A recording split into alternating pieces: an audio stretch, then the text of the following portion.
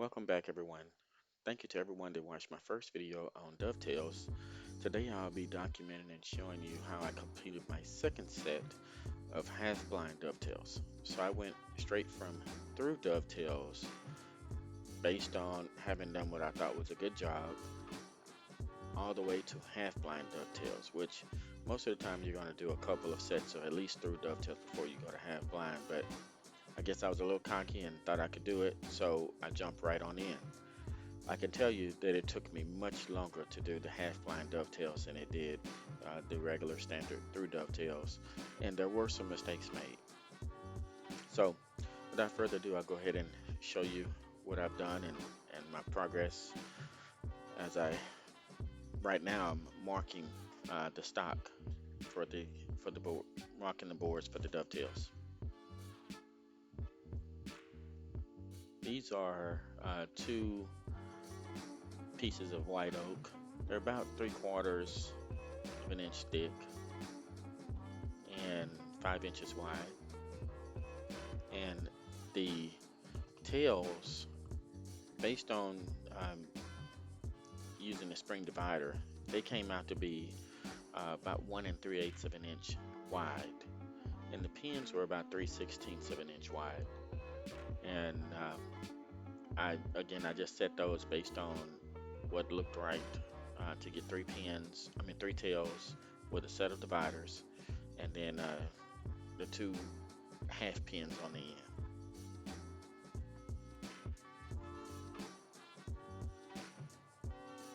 I did speed the video up quite a bit because it took me about an hour and a half to do these, which was much longer than it took to do the regular standard through dovetails.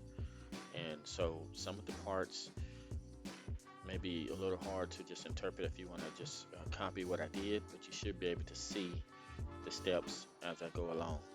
And right now I'm just marking out the tails.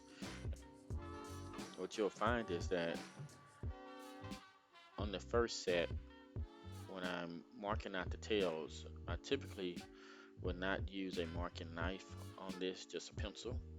That speeds up the process. It's really not necessary because once you go to cut the pins, then that's where you would just transfer your markings from the tails that have already been cut. And so that's where you really need to have uh, a good marking knife, and you can use that there. So it kind of saves some time. So there's no need to stress over how your pins look. You're just going to be transferring your cuts over. So even if you make a mistake, you're okay. And I think the good thing about this process is since I'm doing 15 sets of dovetails, I hope to in the end have plenty of info on mistakes to avoid and maybe even some tips that I can put together along with a set of rules that can help, a beginner do dovetails right the first time out the gate. And so I'll be developing that and hopefully I can have it ready to go soon after I complete the 15th set. So here I am sawing out the tails. I'm using a David Barron magnetic dovetail guide. Uh, I've done a lot of practicing with my dovetail saw, and I have learned to use the reflection in the saw to know when I'm sawing straight and that I'm basically getting a 90-degree cut. And I've gotten to the point to where I can make cuts side by side within a 32nd or 16th of an inch and not touch. So I believe that that's pretty good. I've also gotten to the point to where I can take the saw and start a cut just very easily, which is a skill in itself with a Western saw. I believe the Lee Nelson saw is about 15 points per inch or teeth per inch if you're in the U.S. And it's really a joy to use.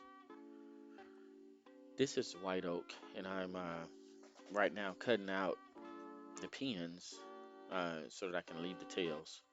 And I'm using Narex Richter chisels, which are really good chisels.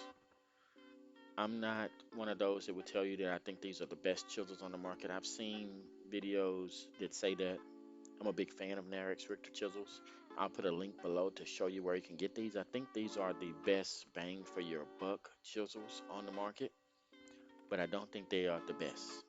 They offer a lot, but I would put both the Lee Nelson and the Veritas chisels well ahead of the Narex. And you don't get them on sale, $45 or so US per chisel. And I believe they're worth every bit of that, maybe even $60 per chisel. Once you get to Lee Nielsen and Veritas, then you're going to be looking at 90s plus, and I do think that's a different category. And you know, for the chisels, those are would be my go-tos. I don't think they are the absolute very best chisels that are on the market that can be made today. Um, for me, uh, the Kimmons chisels are the best chisels that I've ever seen, and they use some of the highest quality steel that's available today.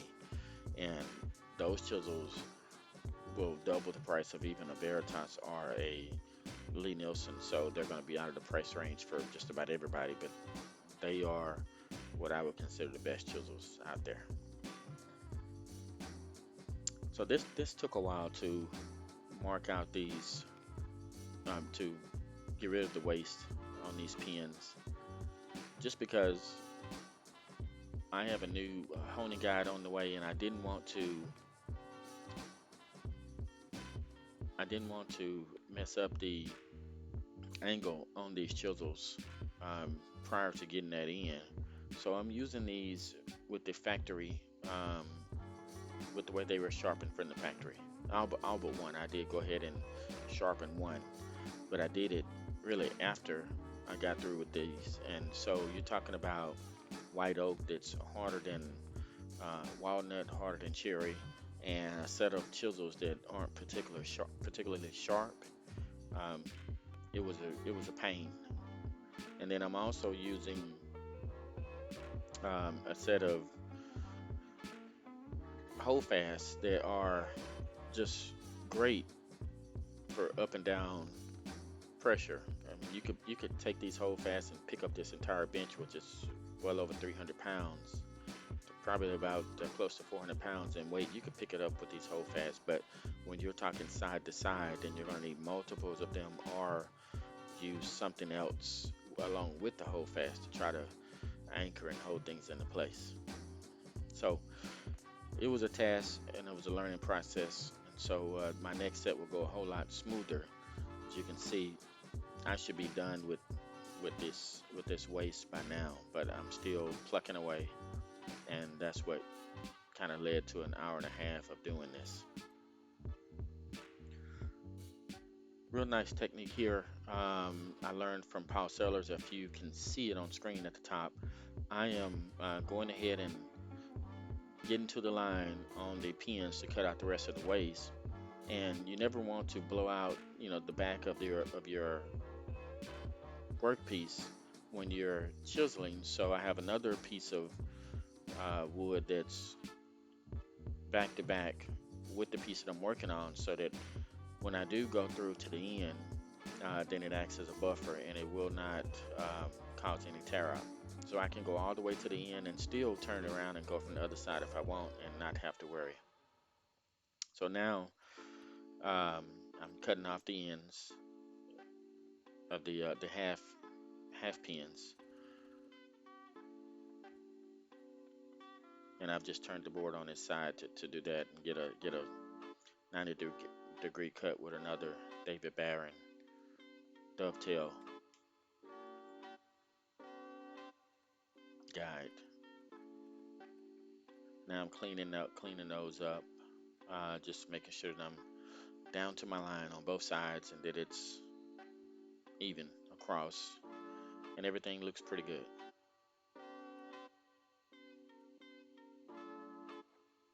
By the way, I'd ask that you forgive me now for any mistakes in the voiceover or in the video. It's something new. I'll get better over time, and especially we're doing 15 of these. So with each one, the editing will get better.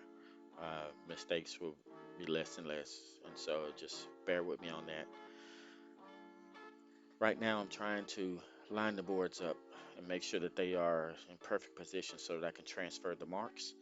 And this will be much better once I feel like I'm ready to make a dovetail um, setup boards that you can make. And I'm looking to make those to make the process a little bit more easy or a little bit easier on me. And then there's also some things that can be done as far as marking a line towards the bottom of your tails to give you kind of a ledge and something to rely on.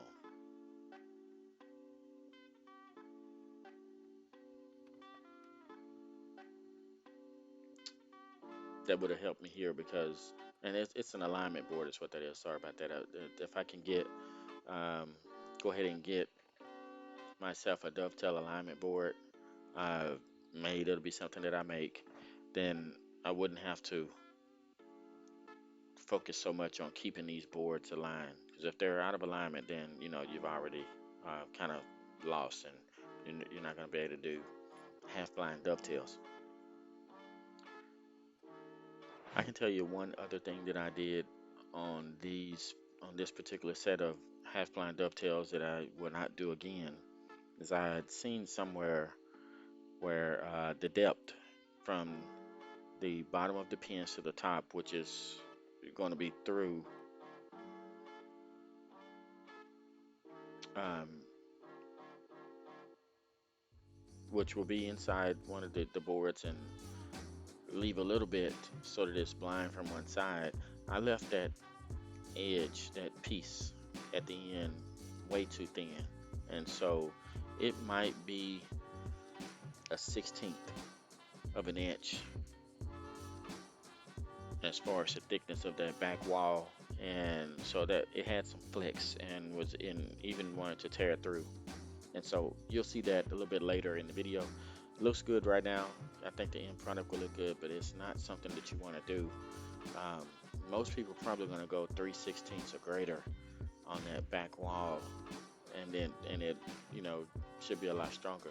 And for this to be white oak and show flex, and I can only imagine if it had been another hardwood that is not as hard or as tough as white oak. All right, so I'm cutting at an angle. So I'm working on the blind side of this board where I got to make sure not to cut all the way through. And then I've got a lot of waste to go ahead and mark. So I'm going to use my chisel and set my lines, which are already there based on the marking gauge. So I'm just going to get into the lines with the chisel that was set by the marking gauge, and then make those a little bit more defined so that I can start plucking out the waste.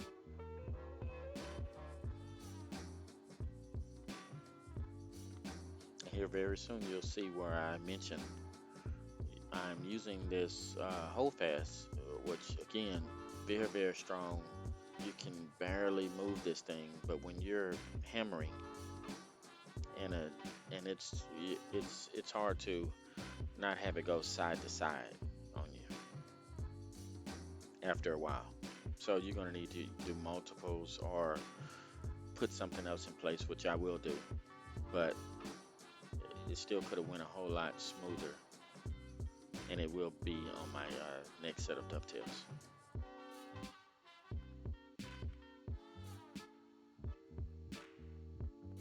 And I would say this took me just way longer than what I wanted it to take overall. Once I get through with this first one, the video should speed up to where the second and third don't take as long, because working with the hold fast and a set of chisels that aren't as sharp as what they could be, it took a long time.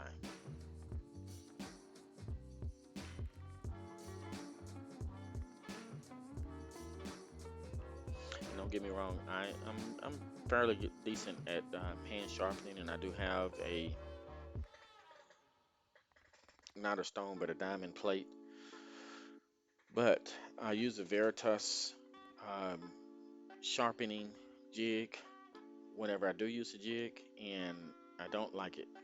There's just my chisels usually will move, my hand plane irons they will usually move, and so I've just researched and researched and got sharpening jig, and I just feel like that's going to be a lot better for me. Tends to, based on all the reviews, hold your irons and not let go, and help you get absolute flat. I haven't seen or heard any complaints except one that was by someone that was really just a Veritas through and through. I mean, they live and breathe Veritas, and they complained about the wheel not being as big as Veritas. But um, that was addressed in Lee Nelson's video about the product, saying that they didn't think that the wheel needed to be any wider than it was, that it didn't matter because you're going to be putting your pressure down with your hands to make sure that either you want it straight or you want it cambered.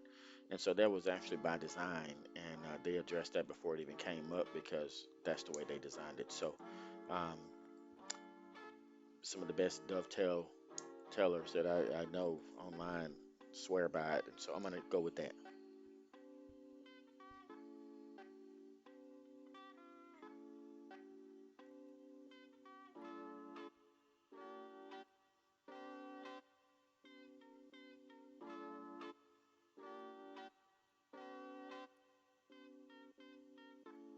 Right now I'm just squaring everything up, getting everything down to the line, and making sure that it's as perfect as it can be um, inside each one of these cavities that are going to hold the tails. And probably, when you're in these, when you're removing the waste, you want to go a little bit over, beyond your line, because your line is going to be visible. So you don't want to move that anywhere. But once you get down past that line, then you can go at a little bit of an angle to provide room for your glue. And then also, if there's a, give yourself some leeway if there's an issue.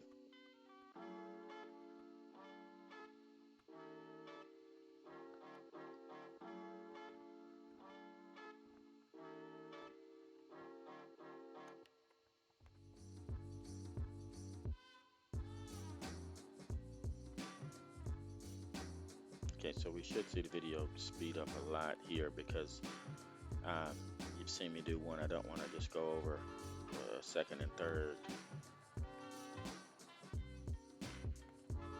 So moving on pretty quickly here so we can get through this part. And then I'll be ready for a fitting, or at least the first fitting, because it did take me a couple of times. You can see now I'm using a wedge along with 2 hole fasts, and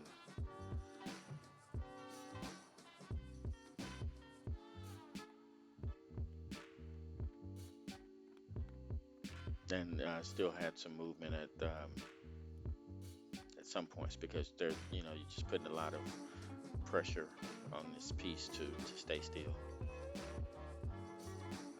If it was up and down pressure, like right now, it wouldn't move, but that front to back does cause it to really, it really needs to be braced when you're doing that.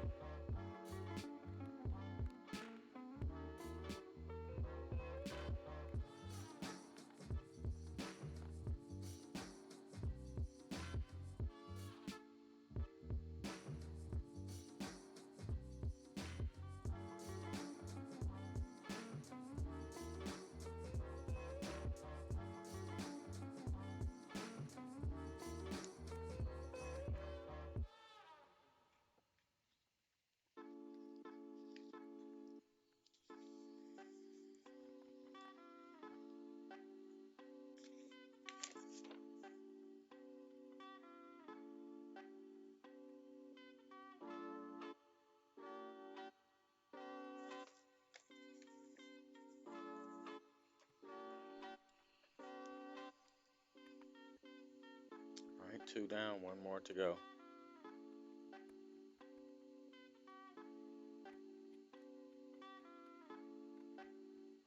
Definitely seems like this took the majority of the time on this set of dovetails.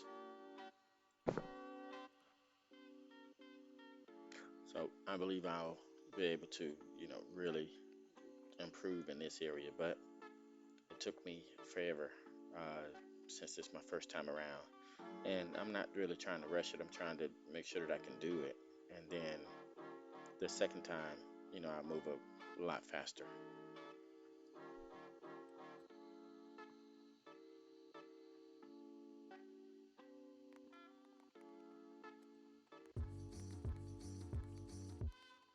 Looks like I'm almost done here.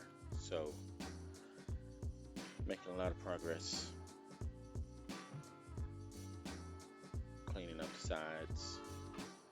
Then I'll go to the bottom. And I had some difficulty, I think particularly on this side, when it comes to that thin wall that's left behind in the back of this half blind dovetail in this cavity, because you're just chopping away, and I just went so thin that it didn't have enough to hold up the way that I wanted. So my next set will not be nearly as thin, which also would make the job a whole lot easier because that just left twice as much waste for me to remove, based on that. And so I'll make the adjustment.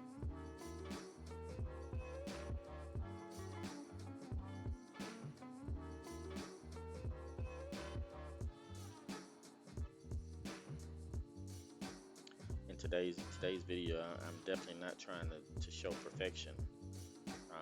I don't know who would have perfection on that first time doing half blind dovetails after just one go of doing just standard through dovetails. So I expected to have some issues, but I mean overall, when you look at this, it doesn't look too bad.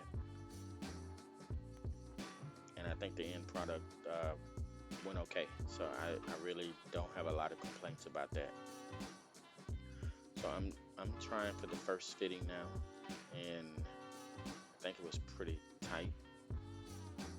You can see it looks okay, but it didn't seat just 100%. So I'm going to pull them apart and go back in and look and see where there may be some areas that I can remove a little material so that they can seat, so that it can be seated 100% and make it a lot easier for sanding. There were no big gaps, so whenever I get rid of this waste or find the areas where maybe something wasn't completely flat, then for this particular set of dovetails. So apologize for checking this out and actually doing a little bit of work off camera here. I didn't know that I wasn't able to be seen, but you can see here now. Everything looks pretty clean, I believe, and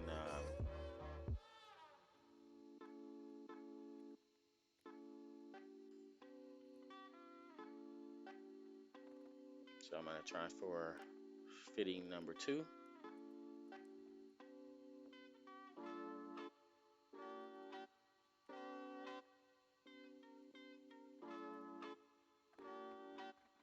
And I should have used a piece of wood instead of just using the hammer, using the mallet. But you can see how thin that wall is back there now.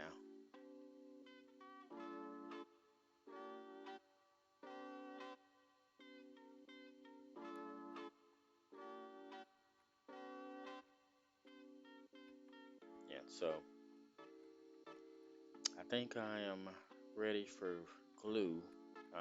If I can remember correctly, should be ready for glue. And then I'll come back and start sanding.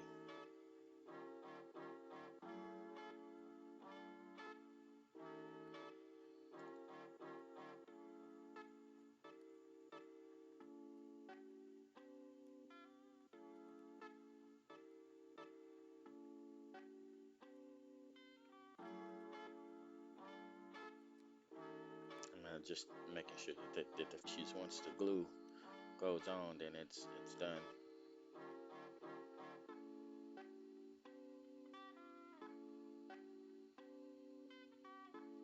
Uh, there was one side I do recall. There was one side that needed a little bit more to help that seat, and so I'm doing that now.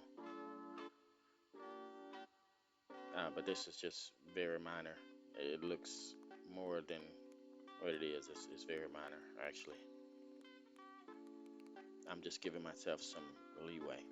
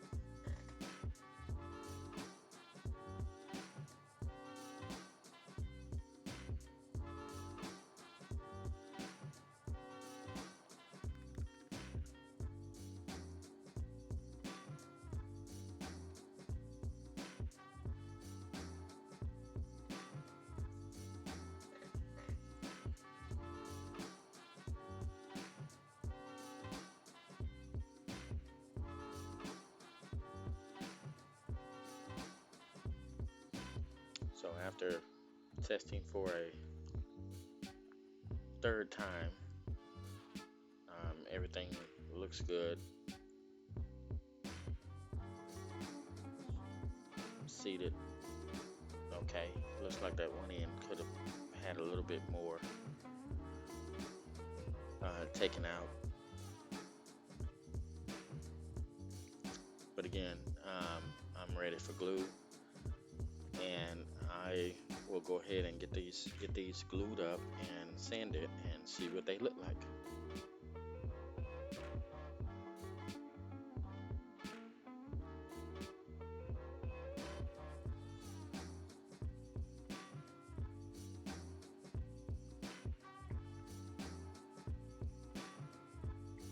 I wanted to provide a better angle on seating these, and so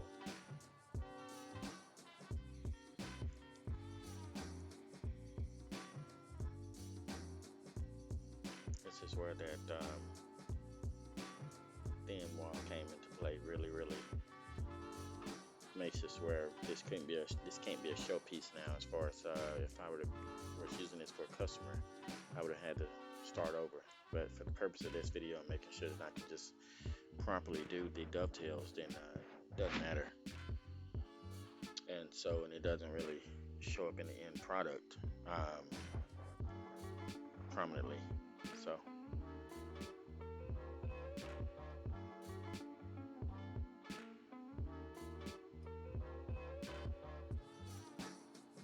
I think this is the perfectionist in me that won't let me move on without these dovetails just